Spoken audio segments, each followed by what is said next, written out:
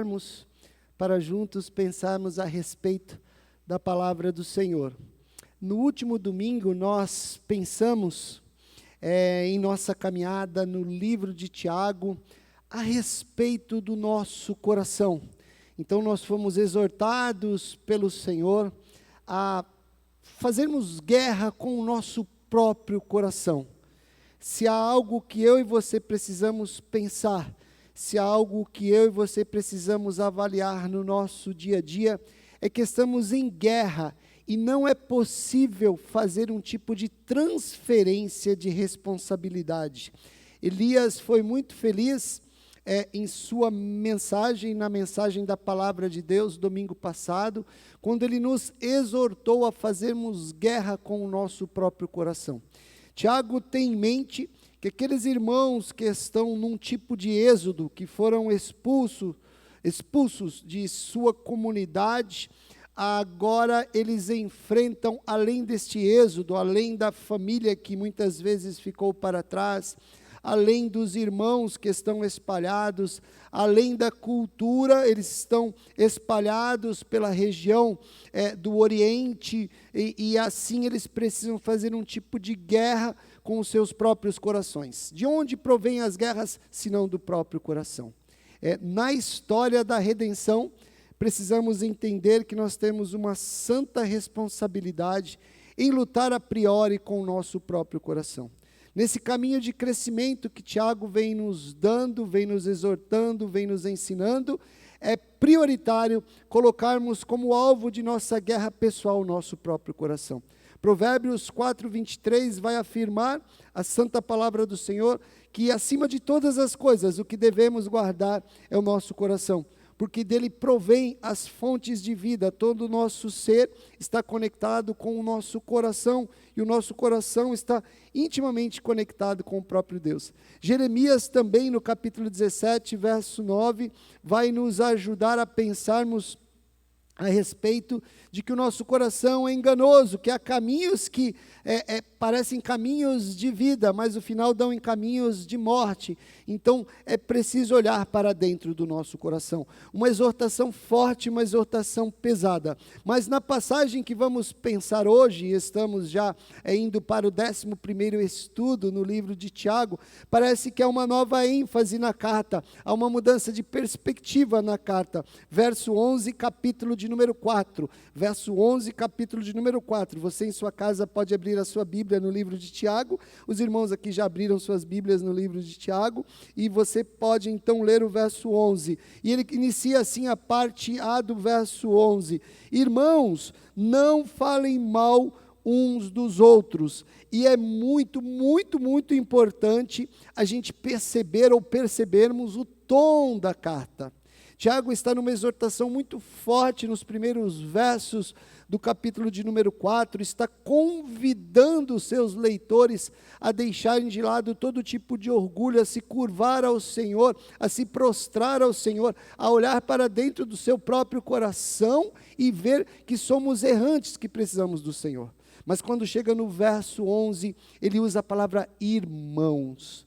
Irmãos tem perdido a conotação que está de fato no coração de Deus, de pertencimento, de pertencermos uns aos outros, da sua vida ser importante para mim e a minha vida ser importante para você.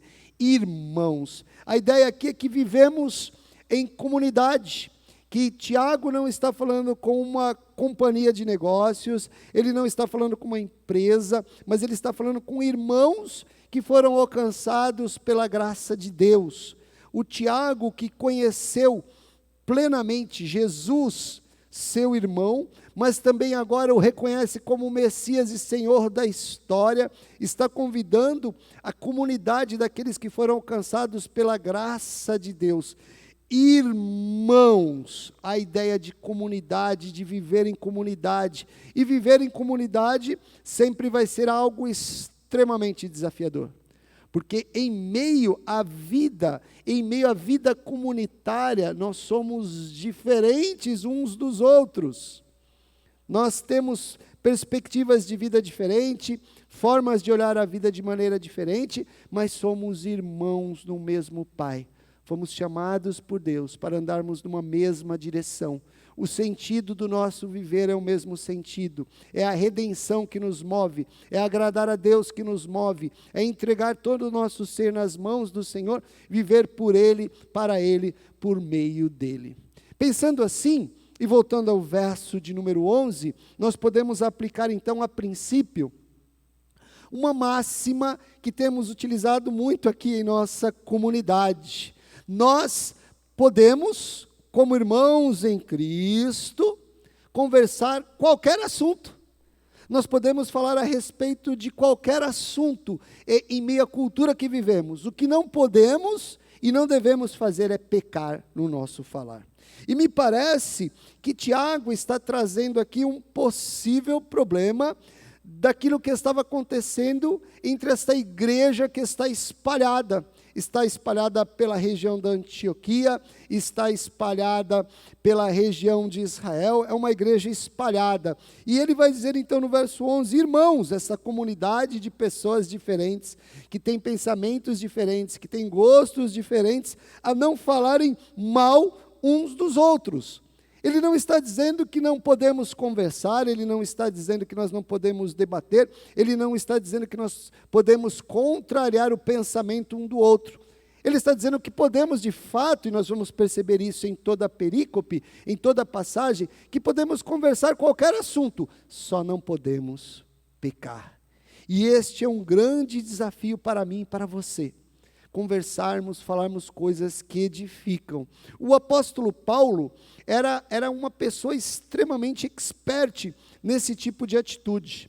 Lá no livro de Timóteo, no capítulo 1, verso 5, quando ele está exortando a igreja em Éfeso, nós estamos estudando o livro de Tiago, a carta de Tiago a esta igreja que é redimida por Jesus, mas que está envolvida em muitas provações na busca do crescimento. Mas eu estou utilizando para ilustrar Paulo escrevendo a Timóteo, seu discípulo, a respeito de como deveria tratar os problemas daquela igreja local. E no capítulo 1, verso 5, você pode abrir a sua Bíblia e ler. Capítulo 1, verso 5. Paulo vai dizer assim: o alvo de minha instrução é o amor que vem de um coração puro, de uma consciência limpa, de uma fé sincera.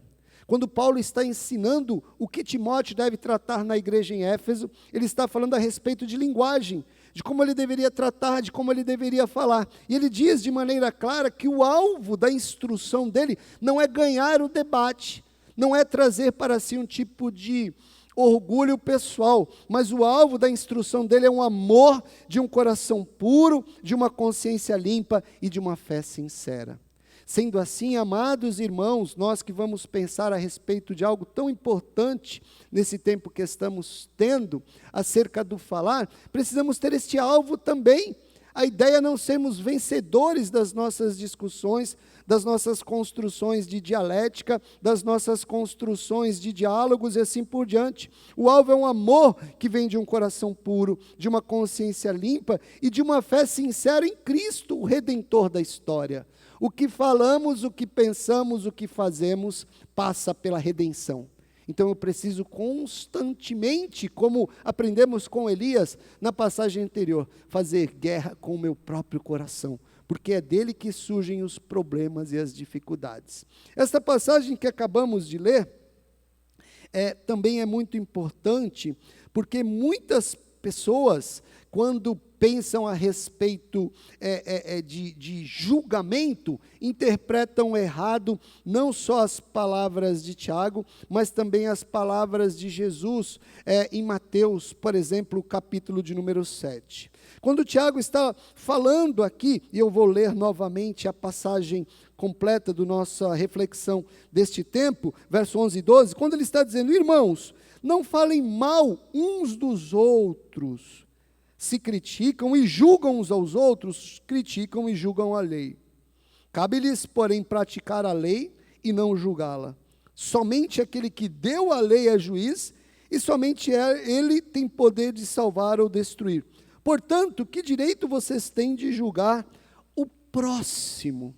As pessoas leem esta passagem, baseadas também nos ensinos de Jesus em Mateus capítulo 7, e afirmam mais ou menos assim: cada um deve cuidar de sua vida e ninguém deve julgar a ninguém. Tiago, de fato, está dizendo que há um tipo de julgamento que não engrandece ao Senhor, que há um tipo de julgamento que é norteado e materializado por um coração que está longe de Deus. Esse tipo de julgamento nós vamos perceber no decorrer desse estudo, desta reflexão, desta mensagem, que não faz sentido na vida daqueles que foram redimidos pelo sangue de Jesus. Mas, de fato, eu e você, por termos pertencimento uns aos outros, por fazermos parte da família de Deus, por sermos irmãos em Cristo Jesus, constantemente estamos executando cuidado um sobre o outro. Então é um erro interpretar este verso afirmando que nós não devemos exercer um tipo de julgamento que abençoa e que ajuda as pessoas a voltarem ao caminho de Deus. Se fosse algo que não faz parte da vida daqueles que têm pertencimento, que andam juntos, que vivem juntos, a conversa, o avaliar o andar um do outro, o próprio Tiago não estaria fazendo um julgamento sobre esses irmãos que estão num processo de crescimento. Nós precisamos olhar um ao outro na perspectiva daquilo que Deus está produzindo na nossa vida. Por exemplo, lá em Efésios capítulo 2, do verso 14 ao 22, eu quero ler com vocês, Efésios 2, do verso 14 ao 22, nós temos uma dinâmica melhor e maior do que pertencer um ao outro, do que ser irmão em Cristo Jesus. Efésios capítulo 2, verso 14 diz assim: porque Cristo é nossa paz, Ele uniu judeu e gentil, Ele uniu judeus e gentios em um só povo, ao derrubar o muro de inimizade que nos separava. Ele acabou com o sistema da lei, com seus mandamentos, ordenanças, promovendo a paz ao criar para si, desses dois grupos, uma nova humanidade. E assim ele reconciliou, ele trouxe para si, ele fez a paz para todos os povos com Deus, em um só corpo, por meio de sua morte na cruz, eliminando a inimizade que havia entre eles. Ele trouxe boas novas de paz, tanto a vocês que estavam distantes dele, como aos que estavam perto. Agora, por causa do que Cristo fez, todos temos acesso ao Pai pelo mesmo Espírito. Portanto, aí ele chega a uma conclusão, Paulo falando aos Efésios: vocês já não são estranhos, forasteiros, mas concidadãos do povo santo e membros da família de Deus. Juntos, unidos, como comunidade, somos membros da família de Deus. Somos sua casa, edificados sobre os alicerces dos apóstolos e dos profetas. E a pedra angular é o próprio Cristo Jesus. Nele, em Cristo Jesus, o nosso Redentor, nós estamos fundamentados, somos edificados como parte dessa habitação, onde Deus vive por seu Espírito. Percebam, amados irmãos, percebam, igreja de Jesus, eu e você podemos conversar, podemos exercitar um tipo de julgamento que edifica o outro, ajudar um ao outro no seu caminho de construção, de crescimento. Esta igreja perseguida, na carta de Tiago, ela precisa de crescimento, e para crescer, nós como comunidade, aqueles irmãos do passado, precisavam um do outro no caminho de crescimento. Portanto, precisamos tomar muito cuidado quando ouvimos esta afirmação politicamente correta de que não temos autoridade para julgar um ao outro. O que nós podemos fazer e devemos fazer é conversar em amor. Nós podemos exercitar um tipo de julgamento sem pecar. É isso que Tiago tem em mente. Até mesmo porque Tiago está utilizando de uma palavra extremamente interessante no verso 8. A ideia de não falar mal uns dos outros aqui é a ideia que nós não podemos falar acerca do outro, e principalmente quando ele não está presente para se defender, um tipo de troca de ofensa, falar uma palavra que ofende o outro, um tipo de palavra que é dura, um tipo de palavra que é severa. Em mente, Tiago está dizendo que não falem, não usem igreja de Jesus, comunidade de Jesus, redimidos em Cristo Jesus, palavras destruidoras, palavras que caluniam e que difamam o seu irmão. Tiago tem em mente que a língua é algo positivo na construção de vida. No capítulo 1, verso 26, ele já disse assim: se algum de vocês afirma ser religioso, mas não controla a língua, engana a si mesmo e a sua religião não tem valor. Nós já estudamos isso, já aprendemos isso, que a verdadeira religião, ela se utiliza da linguagem, do falar, para abençoar. Tiago também já havia falado no capítulo 3, no verso de número 12, que a língua, ela não pode produzir coisas desagradáveis. Ele diz assim: pode a figueira produzir azeitonas ou videira produzir figos? Da mesma forma, não se pode tirar água doce de uma fonte salgada. Que aquele que nasceu de novo deve produzir algo que gere vida. O próprio Tiago, a respeito do falar, já havia falado que seria muito importante nós controlarmos a nossa língua. Ele usou metáforas. Ele disse por exemplo, que a língua é como aquele freio na boca do cavalo, é como aquele pequeno leme em um grande navio, é como uma fagulha numa grande floresta seca. Se não soubermos a utilizar, nós vamos produzir coisas desagradáveis. E agora, depois de dizer que mantenha firme o seu coração, guerreie contra os maus desejos do seu coração, ele está convidando de uma maneira muito pessoal a igreja de Jesus. A igreja de Jesus: irmãos, não falem mal, não caluniem, não usem expressões que vão machucar o seu irmão. Não se utilize da fala para denegrir a imagem do seu irmão. Irmãos, nesta passagem, podemos afirmar também que são pessoas salvas pela obra de Jesus, porém diferentes no mundo caído. E se lidamos com pessoas diferentes num mundo em que lutamos com os nossos próprios pecados e com os pecados dos que estão ao nosso redor, teremos muita dificuldade no falar. Então é algo que precisamos estar constantemente com muito cuidado. Irmãos, não falem mal uns dos outros. Quantos problemas nós poderíamos evitar como igreja local se nós tirássemos o hábito, se é que ele existe em alguns de nós, de não falar mal uns dos outros, de falar coisas que edificam, de trazer à tona coisas que vão exaltar o nome do Senhor, o nosso Deus, de nos utilizarmos do resumo da lei do reino, porque é interessante que ele vai dizer a princípio: não falem mal uns dos outros, porque se alguém fala mal do seu irmão que não está presente para consertar e acertar as coisas, ele se coloca como legislador. E Tiago já havia nos ensinado no capítulo 2, verso 8, que o resumo da lei é: ame o seu próximo como a si mesmo. Em vez de falar mal de alguém que vai destruir essa pessoa, que vai construir algo negativo acerca dessa pessoa, que vai trazer à tona uma série de problemas, fale coisas que edificam sobre o seu irmão. Então Tiago está nos convidando a olhar para dentro do nosso coração, fazer guerra com o nosso coração. E quando formos aplicar isso de uma maneira muito clara em relação ao nosso falar, não nos utilizarmos de palavras que difamam e caluniam o nosso irmão. Em vez disso, aplicarmos a lei maior de amar o nosso próximo como amamos a nós mesmos.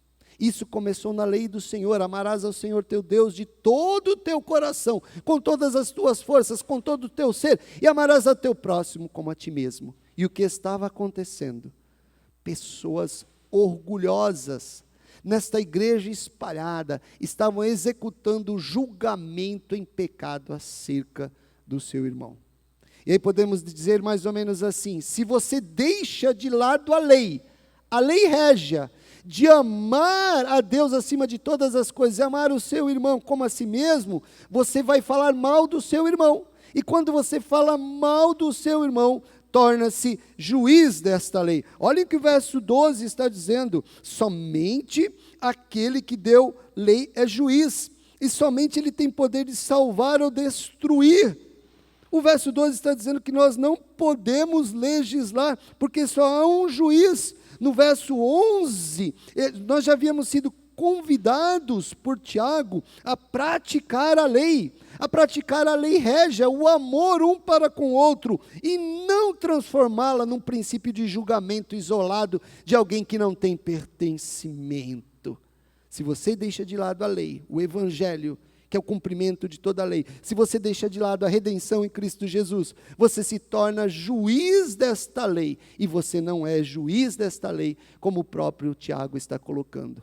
Tiago está nos ensinando então que qualquer um que fala contra o seu irmão, preste atenção você em casa, você que está ouvindo este sermão, você que tem o hábito e nem percebe mais, você tem o costume de falar contra o seu irmão. Qualquer um que fala contra seu irmão, no caso daquela igreja, na carta a Tiago, como vocês têm feito. Tiago está dizendo para aquela igreja: vocês têm feito isso, vocês têm falado contra o seu irmão, vocês falam contra a lei. Se nós, Igreja Batista Sião, tivermos o costume de falar contra os nossos irmãos, nós estamos, de fato, descumprindo o que a lei do Senhor exige de nós. Qualquer um que fala contra o seu irmão, como vocês têm feito, como aquela igreja tinha feito, fala contra a lei que eles não estavam cumprindo, porque a lei régia diz que nós devemos amar os nossos irmãos e não falar mal contra eles, e a julga como juiz. Nos tornamos verdadeiros juízes desqualificados e desaprovados pela própria lei. Por quê? E aí o verso 12 ele vai nos ensinar. Então vamos resumir o que estamos pensando nesta noite. Dentro do capítulo 4, fomos convidados a lutar com o orgulho do nosso coração e não transferir as responsabilidades que temos com os nossos pecados e falhas e nos submetermos a Deus para que Ele nos exalte. Quando chega no verso 11, Tiago, ele muda o tom desta grande exortação nos versos iniciais do capítulo 4 e nos convida como comunidade, como irmãos que temos pertencimento uns aos outros, a não falarmos mal dos nossos irmãos, porque se assim o fizermos, nos tornaremos juiz. E aí no 12 ele explica: somente aquele que deu a lei é juiz. Quem nos deu a lei? O próprio Deus. O próprio Deus nos enviou sua palavra, o próprio Deus se revela através da natureza linda ao nosso redor, o próprio Deus fala ao nosso coração por meio do seu Espírito, o próprio Deus cumpre a lei, porque Jesus de Nazaré é o Deus vivo encarnado, Ele é a lei encarnada. Somente aquele que deu a lei é juiz, e somente Ele tem poder de salvar ou destruir. Somente Deus pode julgar o meu irmão, a minha irmã. Somente Deus pode executar um juízo pleno, completo, verdadeiro e transbordante na vida de cada um de nós. Portanto, que direito vocês têm de julgar o próximo? E aí Tiago é interessante, porque essa palavra próximo, ele já havia usado lá no capítulo 1, que a lei régia se completa em amarmos o nosso próximo, aquele que você tem como objeto do amor. Quando você tira a redenção da sua história, da história dele, você se torna um juiz. E só há um juiz: Deus, Criador de todas as coisas. Percebam que Tiago não está dizendo que nós não podemos exercitar a nossa capacidade de pensarmos juntos e julgarmos circunstâncias e situações em que as pessoas podem melhorar e se parecer mais com Jesus. Mas ele está dizendo que havia entre eles pessoas que estavam julgando o seu próximo com autossuficiência, achando que não precisavam daquele julgamento para si mesmos e se colocando na condição de Deus. Isso está errado, porque o que o Senhor nos convida a fazer é vivermos a lei, vivermos o Evangelho e ajudar pessoas a viver a lei e experimentar o Evangelho. Caminho então já para o encerramento desta reflexão, fazendo a seguinte pergunta: como devemos falar então a respeito dos nossos irmãos? Como deve ser a nossa forma de comunicação, de ajudar o irmão, de exercitar um julgamento que o leva para mais próximo de Jesus, que o faz amar mais Jesus. Como devemos falar? Nós que possuímos o Espírito Santo de Deus, que fomos redimidos pelo sangue de Jesus, que fazemos parte da igreja, do seu povo, como devemos falar? Será que o nosso falar está muito parecido com a história da redenção, ou está mais parecido com a cultura que nos norteia muitas vezes de maneira errada? Como devemos falar? Capítulo 3, verso 17, temos a resposta. Não tem a ver com um sistema de autopsicologia, não tem a ver com um sistema de coach, de procurar agradar o outro, não tem a ver com ter o outro como alvo maior de viver, mas pelo contrário, dentro do contexto da carta, nessa busca de crescimento, de sermos parecidos com Jesus, no capítulo de número 3, o Tiago já havia nos ensinado, e nós já estudamos sobre isso, que é uma sabedoria que vem de Deus, é uma sabedoria que vem do altar do Senhor, que nos ajuda em todas as áreas da nossa vida, inclusive para você e para mim, para nós, nos ajuda como devemos falar. Capítulo 3, verso 17, diz assim: mas a sabedoria que vem do alto, ele havia acabado de falar que é uma sabedoria carnal, do homem separado por Deus, do homem que não ama Jesus, do homem que não conhece a Deus. Mas ele coloca assim: mas a sabedoria que vem do alto, a sabedoria que vem de Deus, antes de tudo é pura, também é pacífica, sempre amável e disposta a ceder a outros. Pura, pacífica, disposta a ceder a outros. Lembra do Paulo, lá em Timóteo? Ele não está disputando o controle da igreja em Éfeso, ele está dizendo que o objetivo da sua fala é um amor puro, é uma consciência limpa, é uma fé sincera. Você quando entra num debate, você quando entra num diálogo, você quando visita uma pessoa, você quando liga para uma pessoa, você tem esse alvo em seu coração? Pureza no seu falar, ser pacífico no seu falar, construir paz por onde você passa, você é amável na maneira de falar, você está disposto a ceder princípios pessoais seus, a fim de abençoar o seu irmão? Esta sabedoria é a sabedoria de Deus, que vem do alto, que é cheia de misericórdia, e é fruto de boas obras, não mostra favoritismo, e é sempre sincera. É assim que nós devemos falar. É assim que Sião deve caminhar.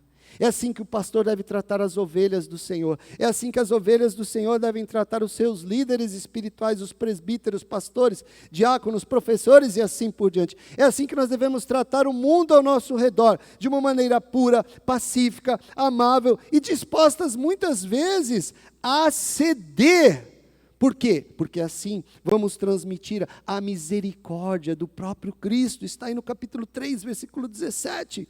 Assim vamos mostrar as boas obras que Cristo está operando na nossa vida. Assim vamos mostrar que nós não fazemos divisão entre eles e nós, mas que estamos caminhando na dinâmica de ter um discurso que amamos a Deus, e as pessoas vão perceber esse amor de Deus em nós, e vão também desejar esse grande amor. Perceba como devemos falar. Não é uma cultura que vai nos nortear.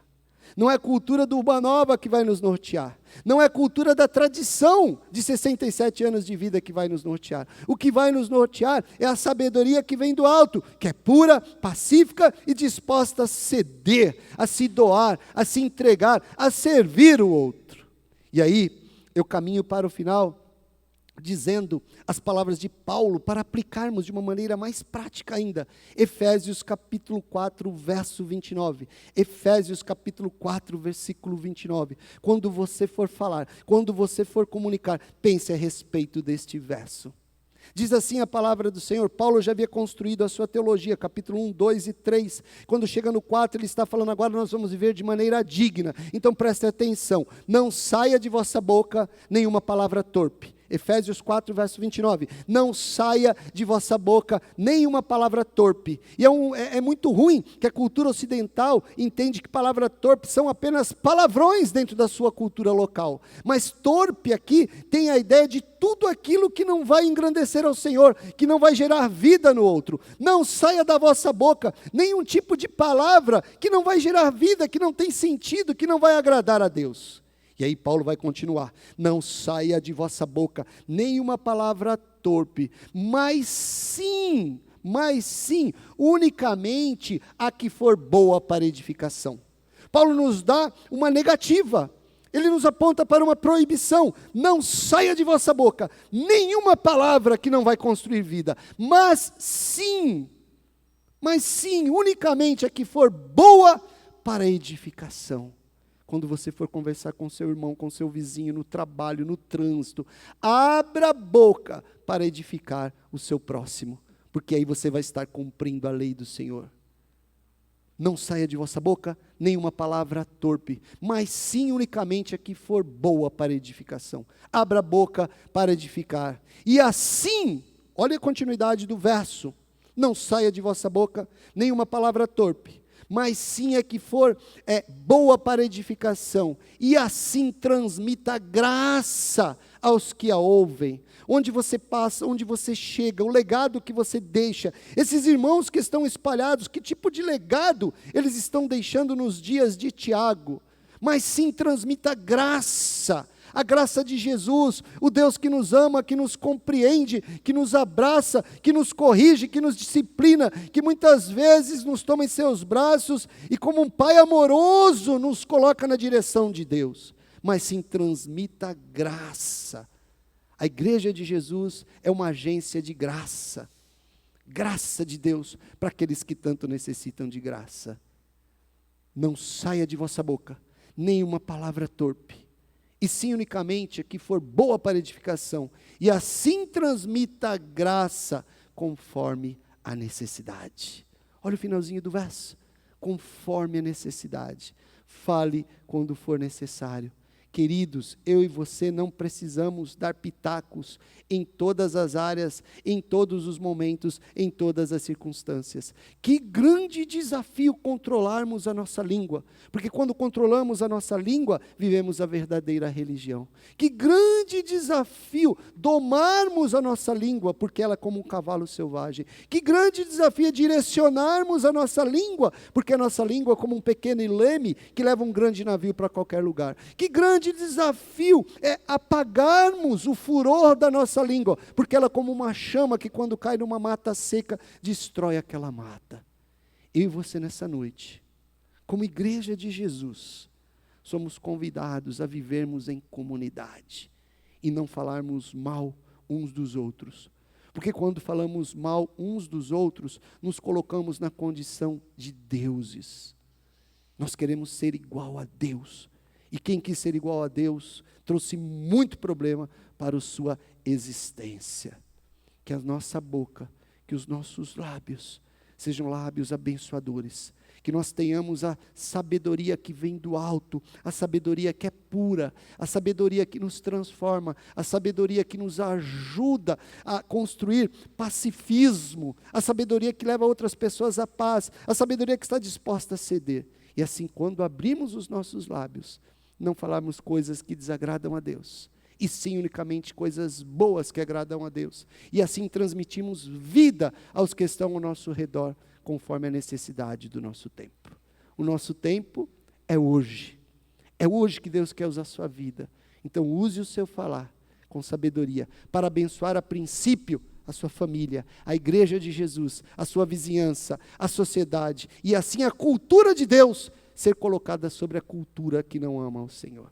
Que Deus abençoe você, que essa reflexão transforme a sua vida, a minha vida. Vamos orar? Querido e amado Deus, não há outro igual a Ti, por isso nós precisamos da sua graça, do seu cuidado dia após dia, para juntos, como povo de Deus, andarmos em unidade e utilizarmos a linguagem para abençoarmos uns aos outros. Que a paz que o Senhor nos deu seja uma realidade no nosso falar. Obrigado por este tempo, no nome de Jesus. Amém. Deus o abençoe. Um abraço em seu coração.